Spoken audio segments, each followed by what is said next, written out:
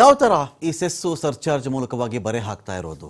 ಈ ತೆರಿಗೆ ನೀತಿಗಳಲ್ಲಿ ದಕ್ಷಿಣದ ರಾಜ್ಯಗಳಿಗೆ ಅಥವಾ ತೆರಿಗೆ ಚೆನ್ನಾಗಿ ಕಟ್ಟುವಂಥ ರಾಜ್ಯಗಳಿಗೆ ಯಾವ ಥರ ಬರೆ ಎಳಿತಾ ಇದ್ದಾರೆ ಅಂತೇಳಿ ಕೃಷ್ಣ ಬೈರೇಗೌಡರು ಒಂದು ಕಡೆ ಎಕ್ಸ್ಪ್ಲೈನ್ ಮಾಡ್ತಾ ಇದ್ರಲ್ಲಿ ನೋಡಿ, ಸೇವಾ ಆಧಾರಿತ ಕ್ಷೇತ್ರಗಳ ಮೇಲೆ ವಿಧಿಸಲಾಗುವಂಥ ಸೇವಾ ತೆರಿಗೆ ಜೊತೆಗೇನೆ ಆಲ್ರೆಡಿ ಒಂದು ಸರ್ವಿಸ್ ಟ್ಯಾಕ್ಸ್ ಅಂತ ಒಂದು ಹಾಕ್ತಾರಲ್ಲಿ, ಸೊ ಅದ್ರ ಜೊತೆಗೇನೆ ಒಂದು ಮೇಲ್ ತೆರಿಗೆ ಅಂತ ಬೇರೆ ಹಾಕ್ತಾರೆ. ಇದು ಯಾವ ತರಹದ ತೆರಿಗೆ ಲೂಟಿ ಇದು?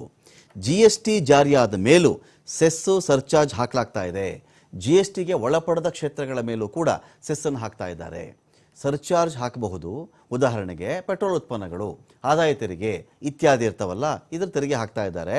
ರಾಜ್ಯದಿಂದ ಕೇಂದ್ರಕ್ಕೆ ಹೋಗ್ತಾ ಇರೋದು 100 ರೂಪಾಯಿ, ಕೇಂದ್ರದ ಕಡೆಯಿಂದ ರಾಜ್ಯಕ್ಕೆ ಬರ್ತಾ ಇರೋದು ಕೇವಲ 12ರಿಂದ 13 ರೂಪಾಯಿ ಮಾತ್ರ. ನಮ್ಮ ರಾಜ್ಯಕ್ಕೆ 100 ರೂಪಾಯಿ ನಾವು ಕೊಡ್ತಿದ್ದೀವಿ, ನಮ್ಗೆ ವಾಪಸ್ ಎಷ್ಟು ಕೊಡ್ತಾ ಇದ್ದಾರೆ ಅಂದರೆ 12ರಿಂದ 13 ರೂಪಾಯಿ ಮಾತ್ರ.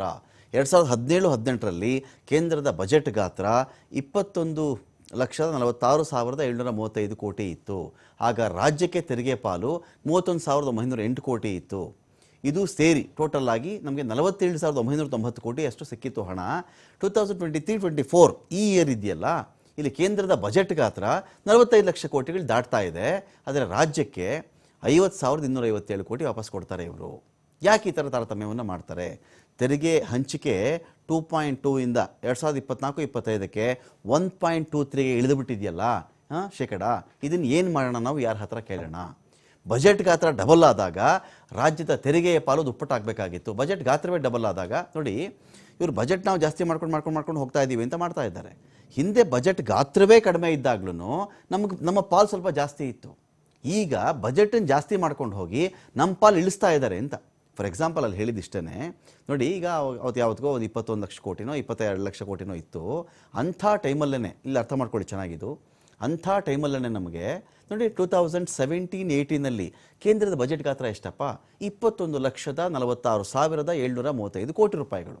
ಅವಾಗ ರಾಜ್ಯಕ್ಕೆ ಎಷ್ಟು ಸಿಗ್ತಾ ಇತ್ತು ಅಂತ ಹೇಳಿದ್ರೆ 31,908. ಈ ರೀತಿ ಇವತ್ತು ಇವರು ಒಂದು ಕೇಂದ್ರ ತನ್ನ ಬಜೆಟ್ ಗಾತ್ರವನ್ನು ಜಾಸ್ತಿ ಮಾಡ್ಕೊಳ್ಬೇಕು ಅಂತ ಹೇಳಿದ್ರೆ ರಾಜ್ಯಗಳ ಪಾಲು ಜಾಸ್ತಿ ಕೊಟ್ಟಿದ್ರೆ ಮಾತ್ರ ಕೇಂದ್ರದ ಬಜೆಟ್ ಗಾತ್ರ ಕೂಡ ಜಾಸ್ತಿ ಆಗಕ್ಕೆ ಸಾಧ್ಯ. ರಾಜ್ಯಗಳು ಯಾವುದು ಜಾಸ್ತಿ ಹಣ ಕೊಡದೆ ಕೇಂದ್ರದ ಬಜೆಟ್ ಗಾತ್ರ ಏನು ಜಾಸ್ತಿ ಆಗ್ಬಿಡಲ್ಲ ಅಲ್ವಾ? ಅವತ್ತು 21 ಲಕ್ಷ ಕೋಟಿ ಇದ್ದಂಥ ಬಜೆಟ್ಟು ಆ ನಂತರದಲ್ಲಿ ಇನ್ನೂ ಹೆಚ್ಚಾಗುತ್ತೆ. ಅವಾಗ ನಮ್ಮ ಪಾಲು ಹೆಚ್ಚಾಗೋದರ ಬದಲಿಗೆ ನಮ್ಮ ಪಾಲು ಕಡಿಮೆ ಮಾಡ್ತಾರೆ ಅಂದರೆ ಏನರ್ಥ ಇದಕ್ಕೆ? 21 ಲಕ್ಷ ಕೋಟಿಗಳಿದ್ದಾಗಲೇ ರಾಜ್ಯದ ಪಾಲು 31,908 ಕೋಟಿ. ಇವತ್ತು 47,000 ಟೋಟಲ್ ಆಗಿ 47,990 ಕೋಟಿ ಸಿಕ್ಕಿತ್ತು.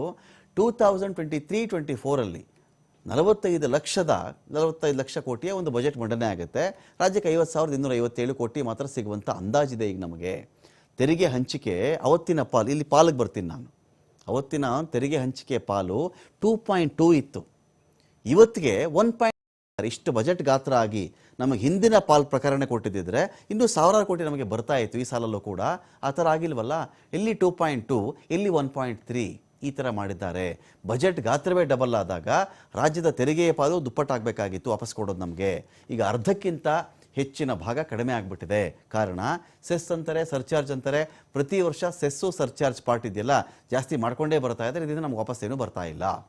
ಸೆಸ್ ಸರ್ಚಾರ್ಜ್ ಮೂಲಕ ಕೇಂದ್ರ ವಸೂಲಿ ಮಾಡುವ ತೆರಿಗೆಯಲ್ಲಿ ರಾಜ್ಯಕ್ಕೆ ನಯಾ ಪೈಸೆ ಕೊಡಲ್ಲ. ಯಾವುದೋ 1 ರೂಪಾಯಿ ಸೆಸ್ಸು, 2 ರೂಪಾಯಿ ಸೆಸ್ಸು, 15 ರೂಪಾಯಿ ಸೆಸ್ಸು, 10 ರೂಪಾಯಿ ಸೆಸ್ಸು ಅಂತ ಹಾಕೊಂಡು ಬರ್ತಲ್ಲ ಪರ್ಸೆಂಟೇಜ್ ವೈಸು. 29% ದಾಟಿಬಿಟ್ಟಿದೆ ಇವೆಲ್ಲವೂ ಕೂಡ. ಬರೀ ಸೆಸ್ಸೆ, ಇದರಲ್ಲಿ ಮಾತ್ರ ಯಾರಿಗೂ ನಯಾ ಪೈಸೆ ಇಲ್ಲ, ಯಾರಿಗೂ ನಯಾ ಪೈಸೆ ಕೊಡಲ್ಲ.